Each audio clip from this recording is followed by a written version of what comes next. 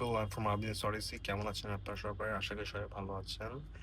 আমি আজকে যাচ্ছি আল মোস্তফা মসজিদে। যেটা কিনা আসলে কিছু কনফিউশন আছে। কেউ বলে ৩০০ কোটি, কেউ বলে ৩৫০ কোটি। সো বাট খুবই লাক্সারি একটা মসজিদ। তো আমরা যাচ্ছি সেখানে। জ্যামে পড়ে গিয়েছি। দেখা যাক কতদূর যেতে পারি। ইচ্ছা আছে ওখানে গিয়ে ইফতারি করার। বাট এখন অলমোস্ট হচ্ছে গিয়ে ৫টা ৩৩ বাজে। I don't know যে আসলে আমি টাইমে পৌঁছাতে পারবো কিনা। Let's check it out. ঢাকার রাস্তায় ড্রাইভ করার আলাদা একটা অনুভূতি আছে। কখনো যানজট, কখনো খোলা রাস্তা, আবার কখনো শহরের ব্যস্ততার মাঝে হঠাৎ কিছু শান্ত মুহূর্ত পাওয়া যায়। আমি চেষ্টা করেছি পুরো জার্নিটা আপনাদের সামনে যতটা সম্ভব বাস্তবভাবে তুলে ধরতে, যেন আপনারাও আমার সাথে এই সফরের অংশ হয়ে যান। রাস্তায় যেতে যেতে একটা বিষয়ে বারবার মনে হচ্ছিল, এত ব্যস্ত শহরের মাঝে মানুষ শান্তি খোঁজে মসজিদের দিকে ছুটে আসে। আর সেই কারণেই হয়তো এত সুন্দর মসজিদগুলো মানুষের হৃদয়ে বিশেষ জায়গা করে নেয়। আমাদেরকে বেশ খানিকটা দূর থেকে ইউটার্ন নিয়ে আসতে হয়েছিল, কারণ মসজিদ বরাবর কোনো ক্রসিং ছিল না। সো প্রায় 1 কিলোমিটারের মতো দূর থেকে আমরা ইউটার্ন নিয়ে ফিরতেছি মসজিদের দিকে। এটা মনে হয় আসলে অথরিটির মাথায় রাখা উচিত যে মসজিদ বরাবর যদি একটা ক্রসিং তৈরি করা হয়, এটা আসলে উপকার হবে। আমরা ধীরে ধীরে মসজিদের দিকে চলে এসেছি। দূর থেকেই এর বিশাল আকৃতি চোখে পড়ে। আধুনিক স্থাপত্যর সঙ্গে ইসলামিক ডিজাইনের সুন্দর সমন্বয়ে এই মসজিদটিকে সত্যিই আলাদা করে তুলে ধরেছে। অনেকেই বলেন এই মসজিদ নির্মাণে কয়েকশো কোটি টাকার ব্যয় হয়েছে।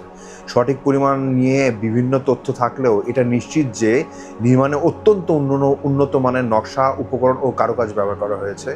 প্রথম দেখাতেই মনে হয়েছে এটা শুধু একটি নামাজের জায়গা নয়, বরং একটি স্থাপত্য নিদর্শন। মসজিদে নামাজ পড়তে আসা মুসল্লিদের জন্য সুবিশাল পার্কিংয়ের ব্যবস্থা রয়েছে। প্রায় 105টি গাড়ি পার্কিংয়ের ব্যবস্থা রয়েছে। মহিলা মুসল্লিদের জন্য যাওয়ার পথ বেসমেন্ট দিয়ে। এটা একটা ভালো উদ্যোগ। পার্কিং আর মহিলারা মানে আচ্ছা নিচে গিয়ে বাম হ্যাঁ হ্যাঁ লোক আছে। আচ্ছা আচ্ছা আচ্ছা। আর আমি এসে আমি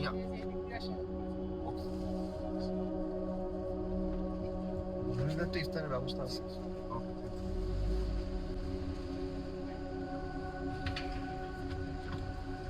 সুন্দর মাশাআল্লাহ। এটা হচ্ছে পার্কিং এ নেমেই ভালো লাগতেছে। আমি অন্যান্য ঢাকার মার্কেটে যাই, খুবই ডিজাস্টার। আর মহিলাদের জন্য হচ্ছে কি পার্কিং এই সাইড দিয়ে হচ্ছে আলাদা ব্যবস্থা আছে। এটা এটা নাকি আমি ঠিক জানি না, বাট পাবেন।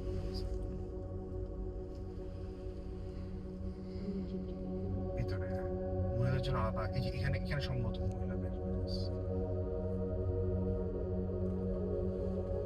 মহিলাদের এই পাশে।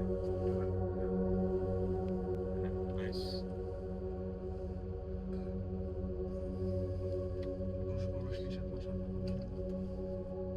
তুমি যাও।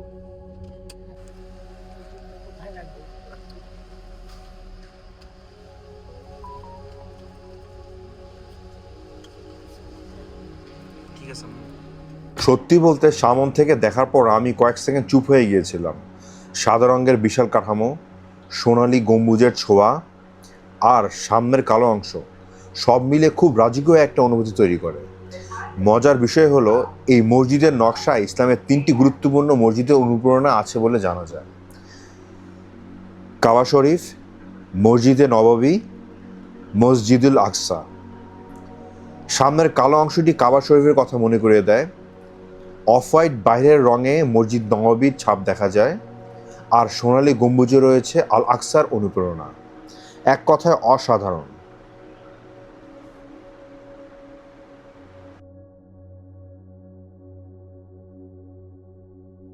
Kazakhstan and this is really good.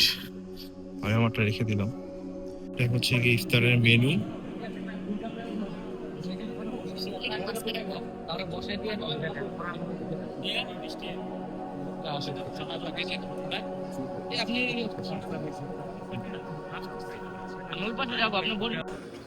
সবাই মনোজাত ধরছে।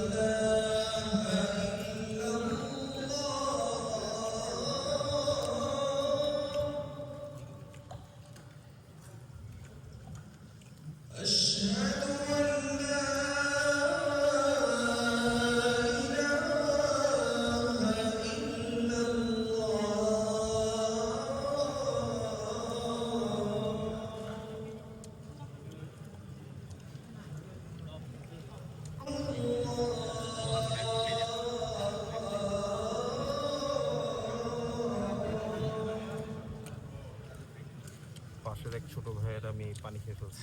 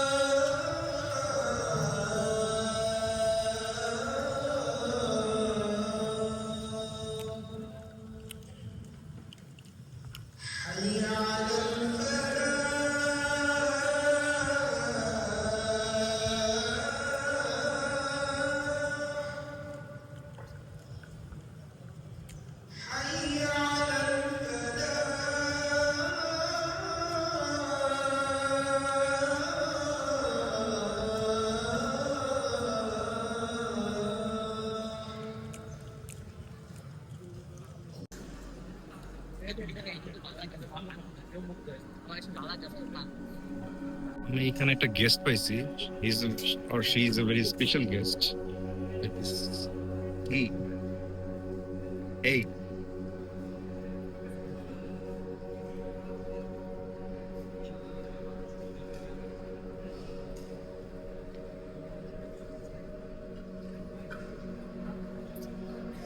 ইফতার করছেন?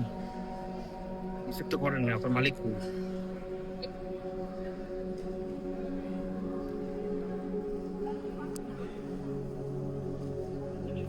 বাইরে বৃষ্টি হচ্ছে, ইফতার শেষে অলমোস্ট বেশ কিছু মানুষ বাইরে চলে গেছে।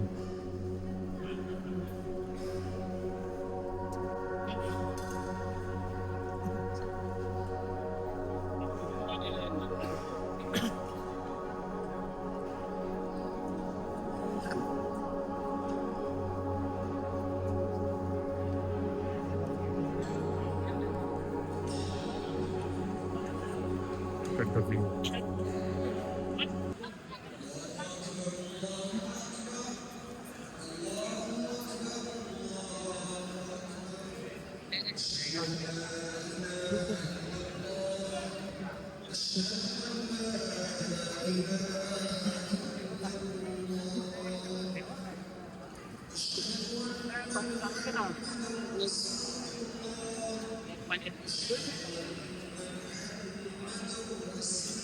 সালাদটা আদায় করবো।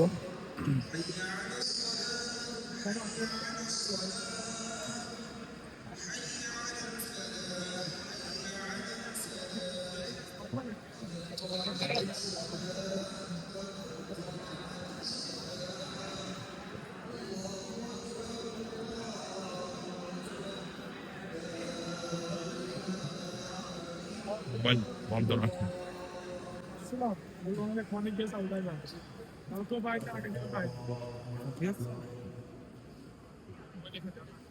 মাশাআল্লাহ।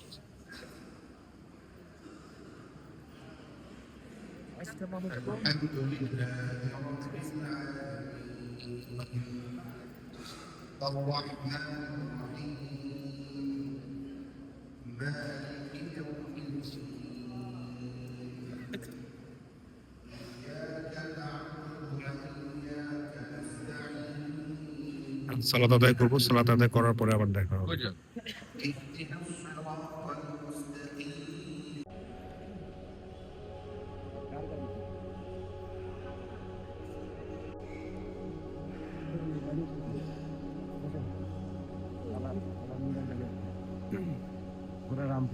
আমি যাব, আমি একটু দোয়া নিব। এখন আপনাদের কিছু গুরুত্বপূর্ণ তথ্য জানাই। এই মসজিদটি 5 তলা বিশিষ্ট। পুরুষ ও নারীদের জন্য আলাদা নামাজের ব্যবস্থা রয়েছে। একসঙ্গে প্রায় 1000 মুসল্লি এখানে নামাজ আদায় করতে পারেন। নিচতলায় রয়েছে 105টি গাড়ি পার্কিং সুবিধা। এছাড়া আছে সেন্ট্রাল এয়ার কন্ডিশনিং, উন্নত সাউন্ড সিস্টেম এবং চলন্ত সিঁড়ি বা এক্সেলেটর। এত বড় ধারণ ক্ষমতা সম্পন্ন কারণেই এটি ঢাকার উল্লেখযোগ্য বড় মসজিদগুলোর মধ্যে একটি হিসেবে পরিচালিত হয়। মসজিদটি ইউনাইটেড গ্রুপের উদ্যোগে নির্মিত। নির্মাণ ব্যয় নিয়ে বিভিন্ন তথ্য প্রচলিত রয়েছে। অনেকের মতে এতে কয়েকশো কোটি টাকা ব্যয় হয়েছে, তবে এই বিষয়ে নিশ্চিত কোনো আনুষ্ঠানিক সংখ্যা পাওয়া যায় না। তবে একটি বিষয় নিশ্চিত, নির্মাণে অত্যন্ত উন্নত মানের উপকরণ, পরিকল্পনা ও কারুকাজ ব্যবহার করা হয়েছে। প্রতিটি কলাম, প্রতিটি আলো, প্রতিটি নকশা খুব যত্ন নিয়ে তৈরি করা হয়েছে বলেই মনে করা হয়।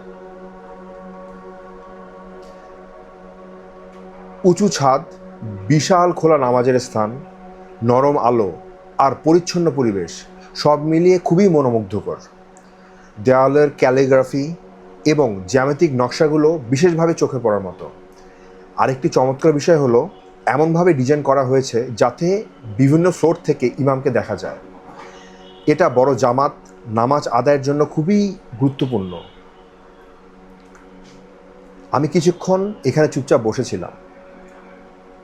শহরের বাইরে কোথাও না গিয়ে এখানে যদি এসে বসে থাকা যায়, মনটা অনেক শান্তি হয়।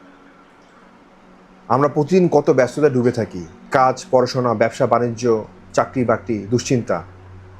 কিন্তু আল্লাহর ঘরে কয়েক মিনিট সময় কাটালে মনটা অন্যরকম হালকা হয়ে যায়। হয়তো এটাই মসজিদের সবচেয়ে বড় সৌন্দর্য।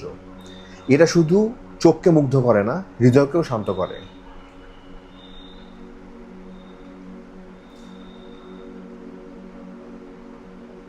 আলোগুলো জ্বলে ওঠার পর মসজিদটির সৌন্দর্য আরও কয়েকগুণ বেড়ে গেছে। সাদা স্থাপনার নরম আলো পড়ে এক ধরনের আধ্যাত্মিক আবহ তৈরি করেছে। সুন্দর স্থাপত্য মানুষকে আকর্ষণ করে, কিন্তু একটি মসজিদের প্রকৃত সৌন্দর্য তার ইবাদতের পরিবেশ। আল মোস্তফা মসজিদ আধুনিক ঢাকার মাঝে এমন একটি জায়গা যেখানে স্থাপত্য, পরিচ্ছন্নতা এবং আধ্যাত্মিক প্রশান্তির একসঙ্গে মিলন ঘটেছে। সুযোগ পেলে আমি মনে করি প্রত্যেকেরই অন্তত একবার এখানে এসে কিছু সময় কাটানো উচিত, ইবাদত করা উচিত।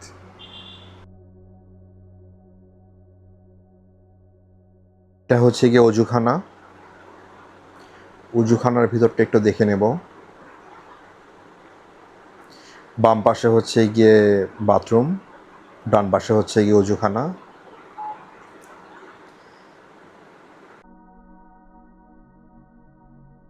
মসজিদের কোন তলায় কি রয়েছে তার একটা সূক্ষ্ম বিবরণ দেওয়া রয়েছে এখানে। লাশঘর, অজুর ঘর, মসজিদ ম্যানেজমেন্ট অফিস। তাদের মেশিনের মাধ্যমে ক্লিন করার যে প্রসেসটা, আমার কাছে এটা খুব ভালো লেগেছে।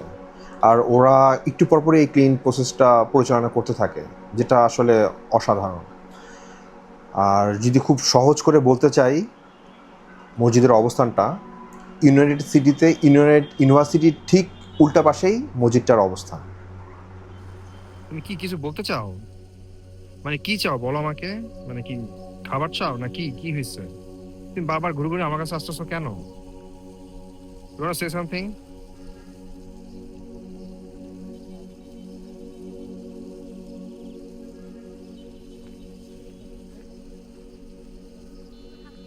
আচ্ছা থাকো, হ্যাঁ থাকো। ফলো করো না, ডোন্ট ফলো মি। বাবাই। বাবা, এখানে না আশেপাশে কোনো খাবারের দোকান নাই যে তোমাকে আমি বিস্কুট কিনে দিব। আর আশা করি তোমার খাওয়া দাওয়া বেশ ভালোই হয়। ঠিক আছে, থাকো তাহলে, ডোন্ট ফলো মি, হ্যাঁ।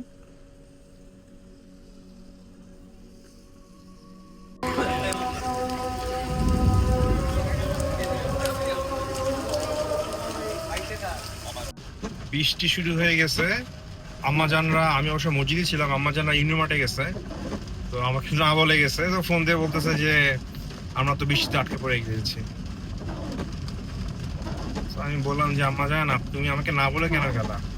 বলে নিতে আসছো। বলছে ঠিক আছে আসতেছি। তো যাচ্ছি আর কি।